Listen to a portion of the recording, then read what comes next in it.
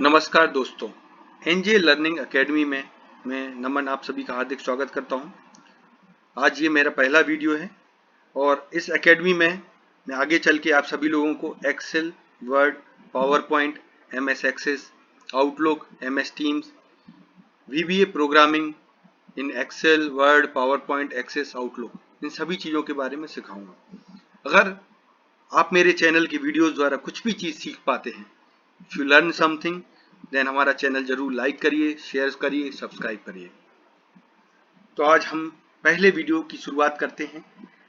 Excel, basic Excel 2016, इसका chapter 1। इस chapter में मैं आप सभी को एक्सेल का इंट्रोडक्शन दूंगा और एक्सेल में जो ये एक्सेल का स्क्रीन आप देखते हैं, इसमें कौन सी चीज को क्या बोलते हैं, उसका क्या यूज है, उसका बेसिक नॉलेज मैं आज आप सभी को दे दूंगा ताकि आप लोग कंफर्टेबल हो जाएं। अगर कोई बोलता है एक्सेल में बोलता है फॉर्मूला बार, टैब, तो क्या है ये सब चीज। सबसे पहले मैं आप सभी को बताना चाहता हूँ एक्सेल क्या है। एक्सेल एक ऐसा सॉफ्टवेयर है माइक्रोसॉफ्ट का जिसको हम लोग डेटा एनालिसिस, स्टैटिक्स, कुछ लोग नॉर्मली टेबल ऐड करने के लिए यूज करते हैं, बट कहीं ना कहीं आपकी जिंदगी में अगर आप ऑफिस का काम करते हैं या आपका ऑफिस मैनेज करते हैं या कहीं जॉब करते हैं तो एक्सेल का रोल आ जाता है। जहां कहीं पर भी नंबर्स और टेबल्स या फॉर्मेटिंग करनी हो वहां एक्सेल का रोल आता है। तो एक्सेल सबसे ज्यादा यूज करा जाने वाला सॉफ्टवेयर है, जो ऑलमोस्ट जॉब में तो हर कोई यूज करता है और स्कूल में भी आजकल बच्चों को यूज कराए जाने लग गए। तो अभी हम शुरुआत करते हैं। सबसे पहले हम लोग बात करते हैं एक्सेल में सेल की। सेल क्या है? सेल एक्सेल में कोई भी हम जो भी रो और कॉलम, तो अगर मैं रो वर्ड ले लिया और कॉलम का नाम लिया तो पहले मैं रो और कॉलम के बारे में बता देता हूँ। एक्सेल में जो ये ए बी सी डी जो लिखे हुए हैं इनको हम बोलते हैं कॉलम। तो column A, column B, column C, ऐसे ही एक्सेल में ये नंबर्स जो दिए रहते हैं 1 2 3 4, ये 1 2 3 4, ये होते हैं रो। एक्सेल में रो और कॉलम मिला के जो भी हम टेबल का जो सेक्शन सिलेक्ट करते हैं उसको बोलते हैं सेल। जैसे मैंने सेल सिलेक्ट की तो इस सेल का मुझे इधर पे एड्रेस दिख रहा है B3, तो मैंने जो सेल सिलेक्ट की वो है B3 सेल। इसमें B क्या है? कॉलम है, 3 है रो। तो इससे मुझे क्या पता चल रहा कि ये सेल का एड्रेस क्या होता है? B3। तो जब भी मैं कोई भी सेल सिलेक्ट करूंगा उसका एड्रेस मुझे यहाँ नेम बार में, इसको बोलते हैं name bar, name box, name box में मुझे उसका एड्रेस दिख जाता है। अगर मैंने कोई रेंज सिलेक्ट की हो तो मुझे तब भी उधर पे जो पहली सेल सिलेक्टेड है उसका एड्रेस नेम बॉक्स में दिख रहा होता है। लेकिन अगर मैंने इस पूरी रेंज का कोई नाम दिया होता तो यहाँ पे मुझे उस रेंज का नाम दिखता। तो फिलहाल मैंने कोई भी रेंज का नाम नहीं दिया इसलिए मुझे उधर पे उसका नाम B5 दिख रहा है। अब आते हैं हम फाइल बटन पे।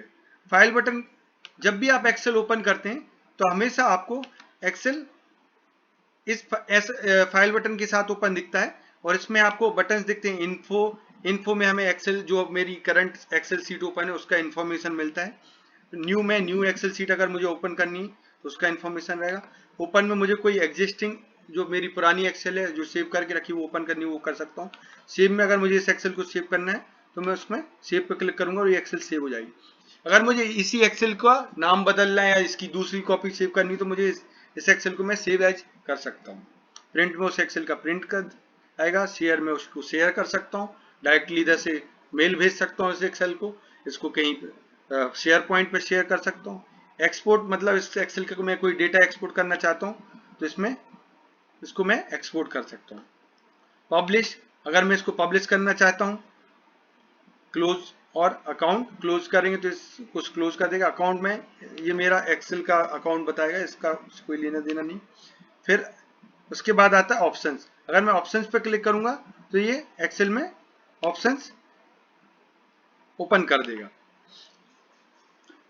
अभी मैं दूसरी बात करता हूं। फाइल बटन के बाद आते हैं क्विक एक्सेस टूल। तो ये जो ऊपर वाला हिस्सा है इसको बोलते हैं क्विक एक्सेस टूल बार। ये किसी किसी के उसमें सीट में ये यहाँ नीचे भी दिखेगा और इन बटन, होम बटन के नीचे वाले के दिखता है, कभी कभी ऊपर दिखता है। तो इसको मैं, इधर ऑप्शन रहता है जहां से हम सिलेक्ट कर सकते हैं। इसका फायदा क्या होता है कि आप अगर एक एक्सेल में कहीं पर भी मूव करते हैं, लेकिन ये बटन हमेशा आपको दिखते रहते हैं। इसका फायदा ये होता है कि कभी भी किसी भी स्क्रीन पर आप कोई कमांड जो आपका बार बार यूज हो रहा है एक्सेल का, वो आप इधर से एक्सेस करके उस पर क्लिक करेंगे तो आपको बार बार दूसरी जगह नहीं जाना पड़ेगा और इजीली ये कमांड्स आप यूज कर पाएंगे। फिर एक्सेल में बात करते हैं हम, जो आपके ऊपर बटन दिख रहे हैं, होम, इंसर्ट, पेज लेआउट, इनको हम बोलते हैं टैब। तो ये हमारी टैब लिस्ट है, इससे होम टैब है। इस पे अगर हम होम टैब के ऊपर क्लिक करेंगे तो हमारा ये जो ओपन होता है उसको बोलते हैं रिबन। रिबन ओपन हो जाएगा। रिबन के अंदर छोटे छोटे सेक्शन होते हैं, क्लिप बोर्ड, फॉन्ट, इस टाइप के सेक्शन है। इसमें और भी बहुत सारी छोटी छोटी कमांड्स रहती हैं, जिसके बारे में हम आगे के वीडियोज में जानेंगे। फिर आता है हमारा ये टाइटल बार। टाइटल बार में हमें दिखता है एक्सेल का नाम, जो हमारी एक्सेल सीट है उसका नाम दिखेगा। यहाँ पे एक सर्च है, इस सर्च में हम लोग कुछ भी चीज सर्च कर सकते हैं। अगर मुझे कोई चीज पता करना, कोई फॉर्मूला कैसे लगाना है, तो मैं इस पे क्लिक करके कोई कमेंट कैसे ऐड करना, टेबल कैसे ऐड करना, इस टाइप के चीजों के लिए मैं हेल्प ले सकता हूँ। फिर यहाँ पर एक बटन दिख रहा है, इसको बोलते हैं रिबन डिस्प्ले ऑप्शंस। इसमें जब आप क्लिक करेंगे तो आपको 3 ऑप्शंस आएंगे, auto hide ribbon, show tabs, show tabs and commands. अगर आप ऑटो हाइड पे क्लिक कर देंगे तो आपको सारे बटन्स गायब हो जाएंगे। एक्सेल के ऊपर का सारा कोई भी बटन नहीं दिखेगा, टैब्स भी नहीं दिखेंगे, फाइल कुछ भी ऑप्शन नहीं दिखेगा। फिर आप अगर इसके ऊपर फिर से क्लिक करके शो टैब्स का ऑप्शन पे क्लिक करते हैं तो आपको जो करंट लेआउट मेरा दिख रहा था वो दिखेगा। इसके बाद तीसरा ऑप्शन आता है शो टैब्स एंड कमांड। मुझे टैब भी देखना है, कमांड भी देखना है, तो मैं तीसरा ऑप्शन सिलेक्ट करूंगा, तो मुझे इस लेआउट में ऑप्शंस दिखेंगे सारे।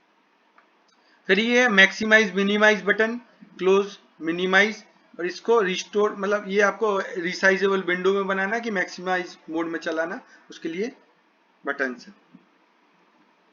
एक ये छोटा सा एरो है, इस पे अगर मैं क्लिक करूंगा तो ये कोलैप्स कर देगा, कोलैप्स द रिबन इसको बोलते हैं। ये हमारा जो कमांड रिबन है उसको कोलैप्स कर देगा। और मुझे वापस से उसको चाहिए तो मैं किसी भी टैब के ऊपर डबल क्लिक करूंगा तो ये मेरा वापस से डिस्प्ले हो जाएगा मुझे। फिर ये नेम बॉक्स के बारे में मैंने बता ही दिया। अब हम आते हैं फॉर्मूला बार। तो ये जो पार्ट हिस्सा आप देख रहे हैं इसको हम बोलते हैं फॉर्मूला बार। फॉर्मूला बार अगर क्या होता है, जब भी मैं किसी सेल, अगर मैं कोई सेल सिलेक्ट किया उसमें कुछ भी टाइप करता हूं, टेस्ट, तो ये मुझे सेल में भी दिखता है और फॉर्मूला बार में भी दिखता है। लेकिन फॉर्मूला बार और सेल में दिख रहा है तो इसमें डिफरेंस क्या है? डिफरेंस यही है, जब अगर मैं सेल में फॉर्मूला लगाता हूं तो मुझे फॉर्मूला बार में तो फॉर्मूला दिखेगा, लेकिन सेल में मुझे एक्चुअल आंसर दिखेगा।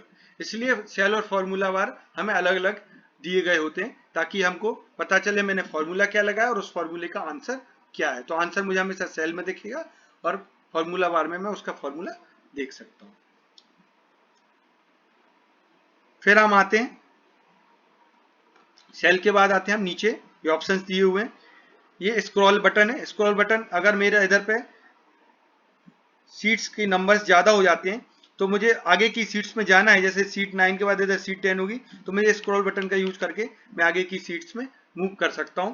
फिर उस सीट को मैं सिलेक्ट भी कर सकता हूं उसको क्लिक करके। उसके बाद यहाँ नीचे स्टेटस बार। स्टेटस बार में हमको एक्सेल सीट का कंडीशन बताएगा, प्रोटेक्टेड व्यू है, रेडी है।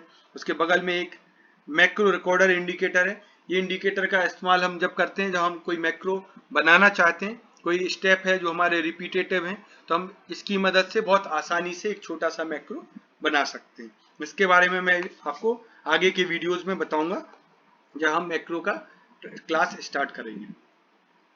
फिर आते हैं सीट टैब्स। तो ये जो टैब्स दिख रहे हैं छोटे छोटे नेम के साथ, स्क्रीनशॉट, सीट 5, 6, 7, ये हमारे सीट टैब्स होते हैं जो हमको एक सीट से दूसरी सीट में सिलेक्ट करने के काम आते हैं। अगर मुझे नई सीट ऐड करनी है तो यहाँ पे न्यू सीट का बटन है, इस पर मैं प्लस पे क्लिक करूंगा तो एक नई सीट ऐड हो जाएगी। या फिर मैं किसी भी सीट के ऊपर राइट क्लिक करके भी इंसर्ट पे क्लिक करूंगा तो भी मैं एक नई सीट ऐड कर सकता हूँ। इसमें मुझे ज्यादा ऑप्शंस मिलेंगे, चार्ट ऐड करना है, कोई डायलॉग ऐड करना है, कोई पुरानी टेम्पलेट है एक्सेल की वो ऐड करना है, तो मैं इधर से टेम्पलेट भी ऐड कर सकता हूँ। फिर आते हैं बार। ये इसको बोलते हैं हॉराइजॉन्टल बार। स्क्रॉल बार, इसको बोलते हैं वर्टिकल स्क्रॉल बार। अगर मुझे ऊपर से नीचे जाना है तो वर्टिकल स्क्रॉल बार सिलेक्ट करूंगा, अगर मैं लेफ्ट टू राइट जाना है तो हॉरिजॉन्टल स्क्रॉल बार का इस्तेमाल करूंगा। पेज व्यू बटन, जो नीचे ये बटन दिए गए हैं इनको पेज व्यू बटन बोलते हैं। ये normal mode, page layout mode और print page break preview mode. तो page layout mode, normal mode में आपको नॉर्मल एक्सेल सीट जैसा दिखेगा। अगर आप इस पर क्लिक करते हैं प्रिंट लेआउट मोड में तो ये आपको पेज लेआउट मोड में आपको एक पेज जैसा लेआउट दे देगा। अगर A4 सिलेक्ट किया तो A4 में क्या प्रिंट में क्या आएगा उस पेज में। अगर उसके ऊपर हेडर्स वगैरह आप कुछ हेडर और हेड करना चाहते हैं तो हर पेज पे वो हेडर आपको दिखेंगे। तो एक तरीके से आपको पता चल जाएगा कि मेरे प्रिंट में क्या दिखेगा। अगर एक उसके बगल से आता है पेज ब्रेक प्रीव्यू, अगर मैं उसमें क्लिक करता हूं,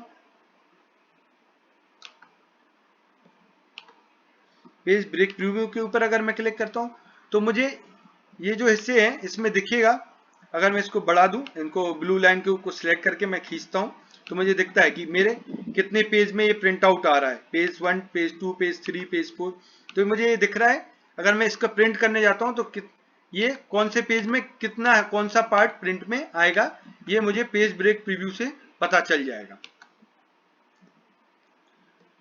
फिर इसके बाद आता है जूम।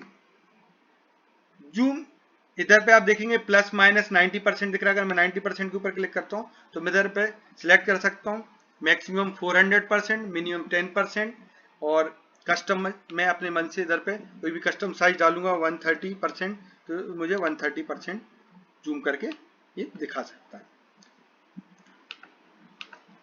इस तरीके से ये बेसिक एक्सेल का आज का पार्ट हम कवर करते हैं। इसके आगे वाले पार्ट में हम देखेंगे कैसे हम कोई भी फॉर्मूला इंसर्ट करते हैं, कोई सेल को एडिट कैसे करते हैं, उसमें कमेंट कैसे ऐड करते हैं, और बाकी के फीचर्स एक एक करके हम आपको सिखाते जाएंगे। आज के लिए बस इतना ही।